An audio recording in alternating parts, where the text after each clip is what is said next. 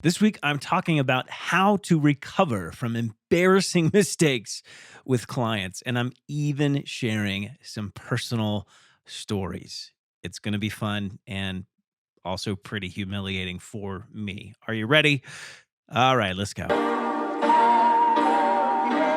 What's up, everybody? Welcome to another episode of the Self-Made Web Designer Podcast. And I didn't know this, but last week, we hit our 1-year episode anniversary. And man, I just want to say thank you. Thank you so much for being with me on the journey, for being here doing this with me. It's been a lot of fun, and I can't wait to see what happens in year 2. I know that I'm going to love it. You're going to love it. We're going to love it together. This week, we are talking about how to recover from embarrassing mistakes with freelance clients. And here's the deal. We all make mistakes, no matter what part of the journey you are on. If you're just beginning, if you're in the middle somewhere, or if you're like an absolute pro and professional. Guaranteed, you are making mistakes. They happen to all of us. So it's not about whether or not you will make mistakes. It's about what you do when those mistakes come.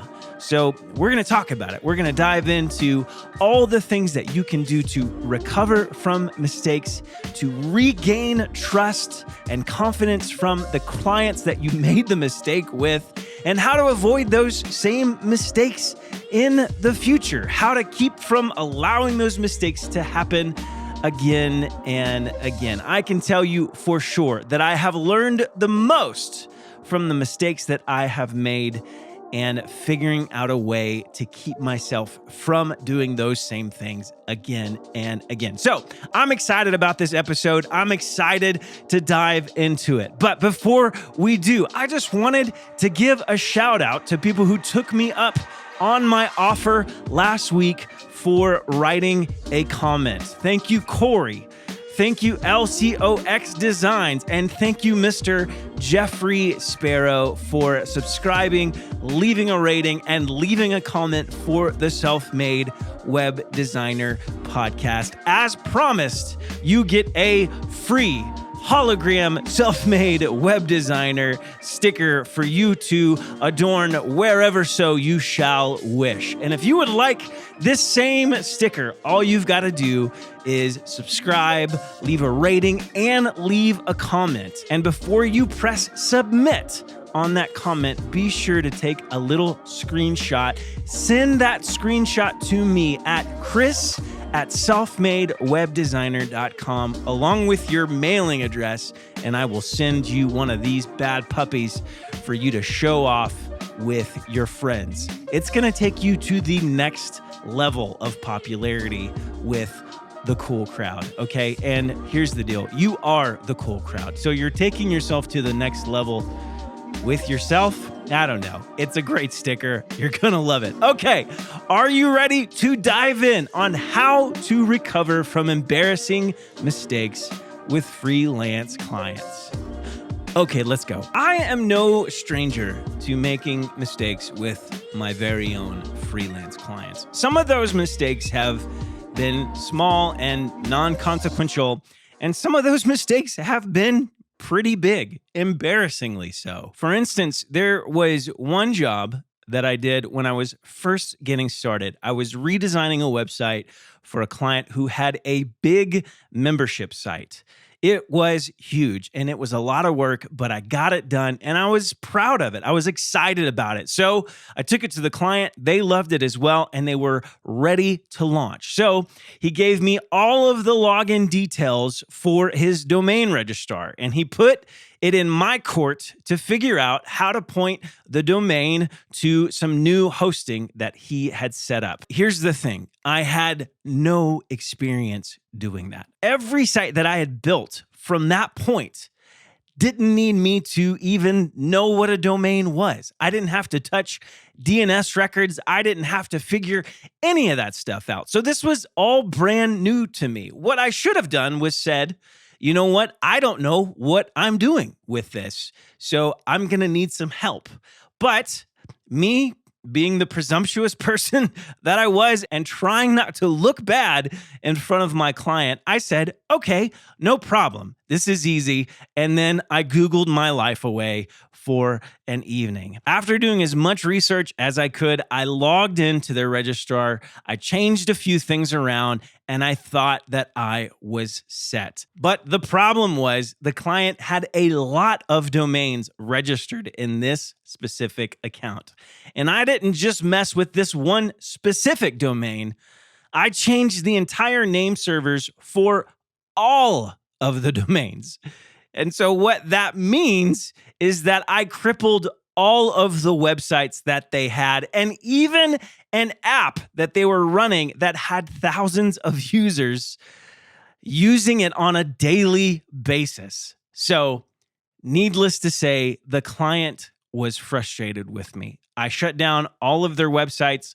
I shut down their app, and they had a lot of frustrated clients and customers because of me. It was 100% my fault. And you would think that after that, the client would be done with me, that they would spread my name all over town as not knowing what I'm doing and don't trust this guy and don't hire them. But that's not what happened. He actually came back to me a year later with another project. And it wasn't because I didn't make a mistake. Obviously, I did. It was because of how I handled the mistake. Mistakes are not deal breakers with clients. In fact, most clients are pretty understanding when it comes to you tripping up over something. And a lot of that will depend on the personality of the client. It'll depend on the project that you're working with. But I found that a lot of times clients are typically reasonable with how they react to stuff like this. But what doesn't work is when you make a mistake and you don't handle it well. You've got a few options. You can make the mistake and say, you know what, I'm going to put my head in the sand. I'm going to run away. I'm not returning any of the client's emails or phone calls, and I'm never going to freelance again. And while that is an option, it's not a good option, right? And you're probably not listening to this podcast trying to figure out how to quit freelancing. No, you want to grow. You want to build your business despite the difficulties that you encounter. So that's not really an option for you. Another option is to blame somebody else and try to pass off the responsibility on something that is out of your control. But what ends up happening is you just look like you're incompetent, that you don't know what you're talking about, and you can't take responsibility. You can't take ownership for something that you should have made sure didn't happen. So that's not really an option either. The final option is the best option. It's to own up to the mistake and figure out a solution that works best for the client, even if it's not a great option for you. And that's what we're talking about today. But here's the deal. It's not always that easy. It's not always that simple. After all, you're dealing with a client's emotions. You're more than likely dealing with a pretty complex scenario that has a lot of moving parts. The issue very well could have been out of your control, but that doesn't mean you can't take responsibility and figure out a way to fix this for your clients. So here's a few lessons that I have learned from all of the horrible mistakes that I have made as a freelance web designer. Number one, it's super important that you sympathize with the client's emotions and you manage your own emotions. When you make a mistake with a freelance client, it's really likely that they're going to be upset with you, and I don't blame them. I get pretty upset when people make a mistake with something that I'm paying them for. For instance, if I'm at a restaurant and I repeat my order 4 times and it still comes out wrong, I'm going to be tempted to get a little frustrated with the waiter. Even the best of you, the saints out there who are listening, you probably have a little bit of a hard time when stuff like that happens to you. So don't get frustrated with the fact that your client is upset with you. Take that for what it is. You can't change somebody's emotions. You can't make anyone feel anything. You are not God. Okay? You don't have that much power over people. If they're going to be upset, that's within their right to do so. And there's probably not a lot that you can say or do to change that when you've made a mistake as a freelancer. Don't worry about the fact that they're getting upset, but do everything that you can to de-escalate their emotions. One of the ways that you do that is by sympathizing with their frustration. I had a client not too long ago who I could tell along the journey of us working on this project together, I could tell she was getting kind of frustrated with me, and I couldn't understand why. So I simply brought it up, and I did it in a really gentle way. I said, "Hey, I'm so sorry, but I am noticing that you're kind of frustrated with this project. Is there anything that I can do to make this process easier for you?" And just by bringing it up and putting it in front of the client and saying, "I can understand that you're frustrated. I'm sorry about that. How can I make this better for you?" Things turned around. The project went a lot smoother and it got a lot better from that point on. She didn't actually even share what she was frustrated about. Who knows? She might have had some life stuff going on that had nothing to do with the project. The point was that I could sense something and I said something. It let the client know that I knew where they were coming from and I was willing to figure out how to make it better for them. By doing that, I de-escalated it, I sympathized with them, and the project went a lot more smoothly from that point on. The other side of this is that you've got to manage your own emotions. If a client responds to you with frustration, you can't mirror that frustration. This is kind of obvious, but it's worth saying that by doing that, you are throwing gasoline onto a fire. Things will surely erupt. So you've got to make sure that you're doing everything that you can to manage your own emotions, to manage your own heart when you're reacting and when you're responding to the client. Does this mean you're not allowed to be upset? Absolutely not. In fact, it's probably good that you are upset. That probably means that you actually care about the work that you're doing. But you need to process that emotion in a different way than the client would. You need to have a different outlet. You need to have somebody else that you can interact with, that you can express things with, that you can bounce ideas off of, that you can kind of explore the feelings that you're feeling.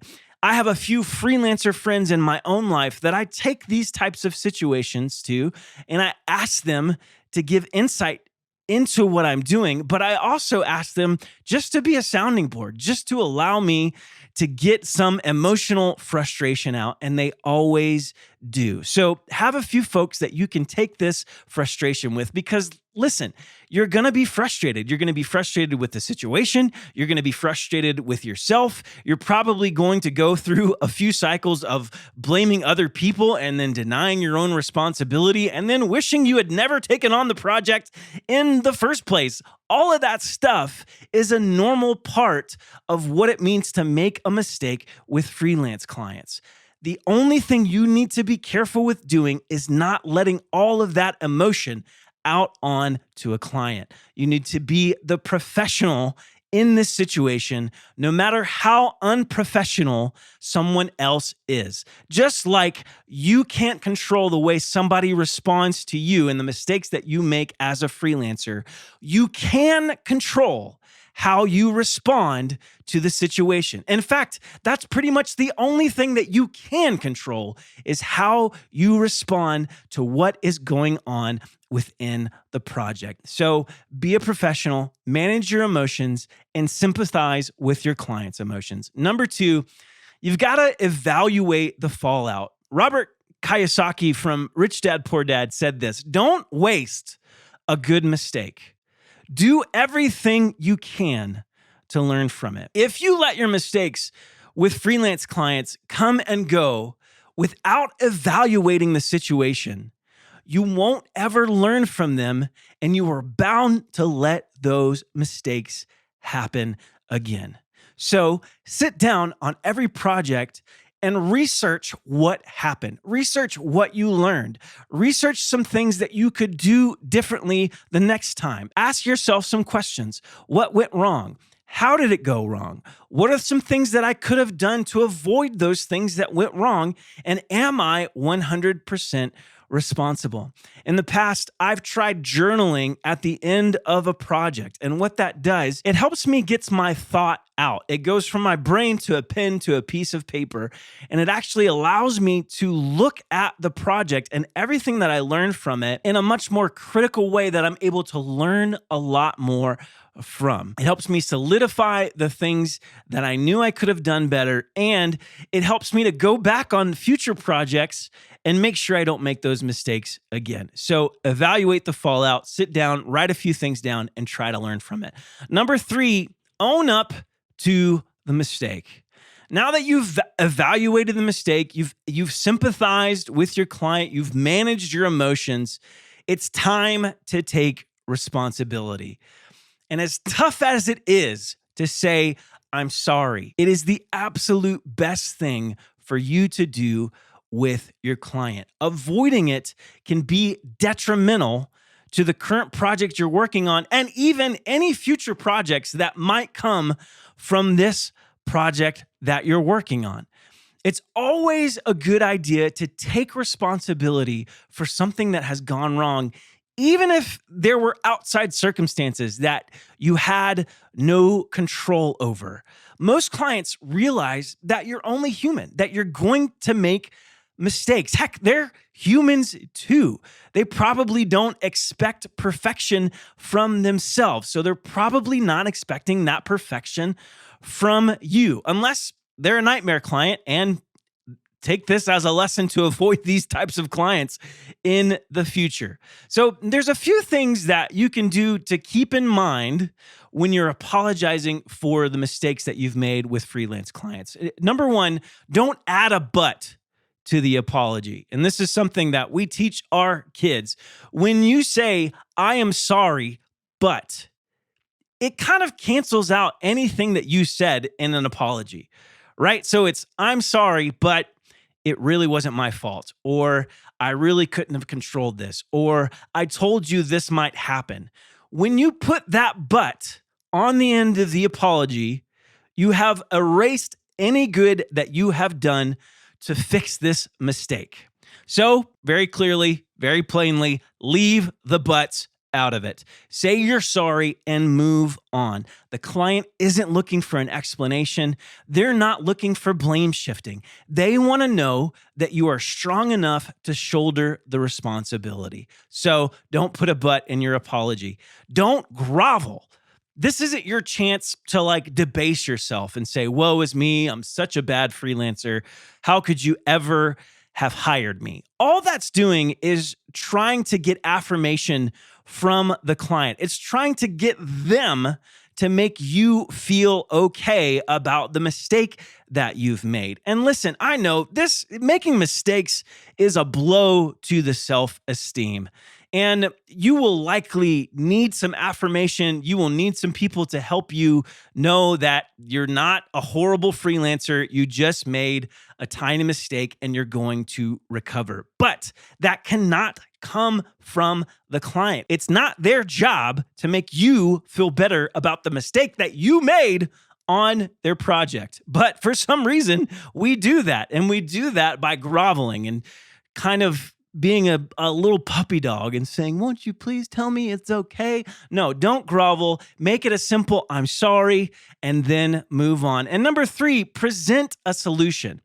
After you've apologized, it's time to think about and present a game plan to move forward. You never want to give an apology without having some practical steps to take yourself out of the situation that you've brought yourself into. The whole goal of taking ownership is not to become a whipping boy or a whipping girl. It's to restore the client's confidence that they have in you as a freelancer. And the best way to do this is by having a solution in hand to fix the problem, as well as some guardrails to keep the problem from happening again. So make sure you have an apology without a but, make sure you don't grovel, and make sure you have a solution in mind when you're apologizing. One big caveat to all of this is it's always wise to think about any legal ramifications that might result from this mistake. And I'm not trying to scare you. I'm just telling you to be wise in what you're doing and what you're saying. There might be some mistakes that could come back around and haunt you from a legal standpoint. I'm not saying this so that you don't say sorry. I'm just saying that it's important to be wise. When in doubt, ask a lawyer. And truthfully, there are studies that are coming out that are showing that even if there are legal ramifications from the mistake that you've made, it might always be a good idea just to say that you're sorry. There was a study that was done from Stanford that actually showed hospitals were less likely to be sued for malpractice if they said they were sorry for the mistakes that they made with patients, to those patients and to the patient's family. So more and more is coming out that is actually just a good idea to say that you're sorry, to own up for the mistakes that you've made, to be completely transparent, and then just keep moving on. Number 4, consider how you can make it up to the client. It's never enough to apologize in words alone. You've got to show the client your apology. You can do that a number of ways. First and foremost, you've got to do everything that you can to fix the problem, no matter how much extra money it costs you to fix it or how much you might lose as a result. This is about integrity. This is about your reputation. There's not really a dollar amount that you could put on losing a good name. Without a good name, you won't last long as a web designer. So it's important to do everything that you can to fix the problem that you've created, even if you've got to hire somebody else to figure it out, even if you've got to work over the amount of hours that you anticipated having to work on the project, and your hourly rate just gets smaller and smaller and smaller. And listen, I know the pain of that, but it will always be worth it to figure this out for your client. And after you fix the problem, now take it a step further and knock their socks off. So what do I mean by that? That means that you go above and beyond even what they were anticipating getting before you made the mistake. So let me take this back to a restaurant analogy, because apparently restaurants and waiters have a really commonality in the web design world. So let's say you got an order messed up at a restaurant that you were eating at, and the manager comes out, he apologizes or she apologizes, and then says, you know what, your meal is on us, and we're going to give you some food to go. You're not going to walk away from that restaurant thinking, oh man, I'm never going back there. You're going to walk away thinking, it sucked that they didn't get it right the first time, but hey, I'm actually glad that I got a free meal. I would have preferred them messing up and giving me something for free than having to pay full price for perfection. So figure out a way that you can do that for your client. Maybe you take off a percentage of what you were going to charge them for the full project. Maybe you give them a discount on their next project. Maybe you throw in some type of service for free that wasn't included in the original project. But do whatever you can to go the extra mile. The next thing is make future plans. And the truth is, most mistakes with freelance clients can be best avoided by what you do or don't do at the very beginning of each project. In some cases, before the project even starts. So after you crawl out of the mistake, it's time to start thinking about how you're going to begin your next project. I've got a great article on this that I will link in the show notes. The first thing to do is realize that it's never bad to take the beginning stage of each project really, really slowly. And I know this is tough because a lot of freelance clients will come to you and they will need their project done like last year, okay? They've got a short timeline and they want you to hustle. But it's your job to slow things down and to get as much information so the project starts off at the right foot. You will save so much time for you and the client in the long term if you take things slow in the short term. So take it slow and ask a lot of questions.